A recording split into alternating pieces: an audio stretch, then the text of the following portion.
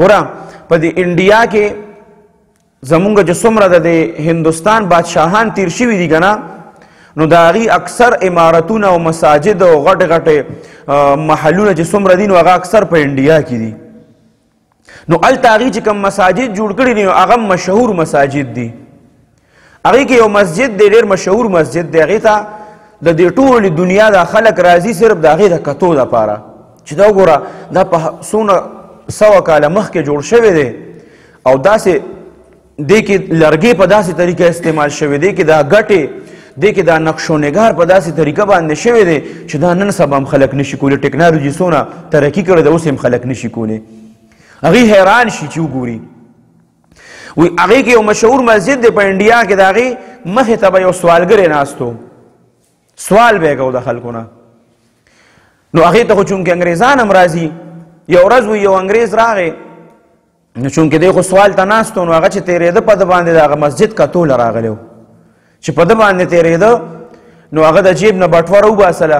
نو دلې پیسې ورکړې چې کله یې پیسې ورکړې نو بس هغه خو لاړه چې کله په خپله مخه باندې لاړو او مسجد چې دی نو هغه وکته د اتوار ورځ وه یا د هفتې ورځ وه مسجد یې وکته او بیا تللی دی چې کله تللی دی که نه او کور ته ورسېده نو جیب باندې چې لاس وو نو په جیب کې بټوه نه وه نو هغه انګریز و په هغې کې خو بلا پیسې وې د هغه په هغه بټوه کې بس وی زه چېرته به پرېوتي نو په راروان هفته اتوار کې ورته کور واله وایي چې ته په خپله تېره اتوار پر ورځ چې کوم دی نو د مسجد کتوله تللی وې د پلانکي مسجد او زه د ځان سره نوم بوتلی نو زه به هم لاړه شم ما د اتوار له ما بوځه چې زه هم در سره لاړه شمه نو هغه مسجد به زه م ووینم هغه ته وایي چې صحیح ده به ځان سره روانه کړي د اتوار ورځي چې کله څنګه هغه مسجد ته ورسي که نه نو هغې کې داسې چې د ورتلو یو لاري بیا د راوتو بله لاري چونکې خلک رش پکې ډېري د اتوار پر ورځ د خالي پر ورځ او د جمعې پر ورځ نو په هغه لار چې څنګه ورننوځي نو هغه سوالګری ناست دی خو چونکې مسلمان دی او زړه ته دا خبره کوزه شوې ده چې زه د نبي کریم صلی الله علیه وسلم امتي ما او زه د نبي کریم صلی الله علیه وسلم په امت کې یم دا خبره زړه ته کوزه شوې ده چې زمونږ نبي څنګه نبي و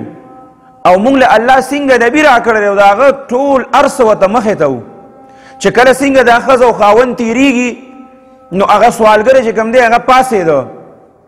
او د انګریز ته وایي چې تېر اتوار هم ته دلته راغلی وې که نه او ته وایي چې او زه دلته راغلی وم دا جومات مې کته وایي چې دلته کې ما تا نه سوال وکړه تا ماله د جیب نه بټوه دې راوښکله او ماله دې پیسې راکړې د هغې نه ته چې داسې مخکې لږ لاړې که نه نو چې ته تېر شوی وې چې ما وکتل هغه بټوه خو دلته تا سره ما ولیده نو ته تللی وې ما چې هلته وکتل نو هلته کې هغه بټوه سته هغه پرته وه هغه بټوه ما راواغسته او ما ځان سره سنبال کړه چې ځکه دې کې چېرته څه پته مته ایسته یا د هغې خو هغې کې داسې څه نه نو ما وی چې زه بس انشاءالله دا چې په هره طریقې دا به ورته زه رسومه هغه انګریز دی نه هغه بټوه واخلي هغه عیسایي چونکې هغه انګریز هغه بټوه داسې کولو کي چې وګوري چې څنګه هغه بنده کړې وه او مکه شان وه هغه ته وایي هغه ډالر هم پکې او د انډیا پیسې هم پکې هغه پیسې دې داسې روغ کړي هغه ډالر هم روغ کړي تا ته پته ده چې په دې کې څونه پیسې دي وایي یاره دا خو راته پته نشته شمارلې خو مې نه دي خو ما ته پته ده چې دا د پیسو نه ډکه ده نو ته دلته سوال کوې نو تا ته خو د ډېرو پیسو ضرورت و که نه تا چې دا اخیستی وي نو ستا په کلونو ګزاره په دې باندې کېده دې کې دونه پیسې دي او دې کې چې دا کم کارډونه یو څه بلې سري دې کې دونه پیسې دي چې ستا پې څو کاله ګزاره کېده نو دا ولې دا تا ما ته ولې واپس کړه دلته ناست دی د سهار نه تر ماښامه پورې د خلکو نه یو دوه روپۍ غواړې سوال کې او ما ته دونه پیسې را واپس کړې او ورته وایي چې ما یو پیره په زړه کې راغله چې بس ستا خو زندګي جوړه شوه او ډېرې پیسې راته میلو شوې خو چې بیا کور ته لاړم نو ځان سره مې سوچ وکړه چې یاره دا خو انګریز دی او دا عیسایي دی او د دې هر څه حساب چې کوم دی د ذرې ذرې حساب دا خو به الله د قیامت پر ورځ کوي که نه نو د قیامت پر ورځ به دا ټول امتونه به ولاړي هر پیغمبر به ولاړي هر پیغمبر نه رستو به خپل امتیان ولاړي نو هسې نه د قیامت پر ورځ ما وې ځان سره مې سوچ کو چې اسې نه ته د قیامت پر ورځ لاړ شې او د قیامت ورځې موږ د خپل نبي کریم صلی الله علیه وسلم سره ولاړ یو او تاسو خپل نبی سره ولاړ یې حضرت عیسی علیه السلام سره او ته د قیامت پر ورځ راشې او عیسی علیه السلام ته شکایت وکې چې دکه شان د نبی کریم صلی الله علیه وسلم یو امتی و زمانه دونه پیسې پریوتې وې بټوره نه پریوتې وه او د پلانکي امتي چې کوم دی د نبی کریم صلی الله علیه وسلم هغه دا بټوره اغستې وه او هغې زمانه ما ته واپس کړې نه وه نو ما په زړه کې وې چې هسې نه دا دونه امتونه او دا دونه خلق ولاړي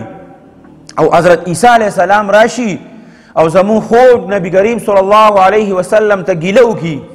چې دا وګوره ستا امتي چې کوم دی نو زما د دې امتي نه دونه پیسې اغستې وې یا پټې کړې وې یا هغه بټوه چې وه هغې ځان سره کړې وه نه یې واپس کړې نو ما وی چې زما نبی کریم صلی الله علیه وسلم د قیامت پر ورځ چې ټول مخلوق به موجودي چې زما نبی ته زما د وجې نه څوک خبرې ونه کړي نو د دې د وجې نه دا پیسې ما واپس کړې چې زما د وجې نه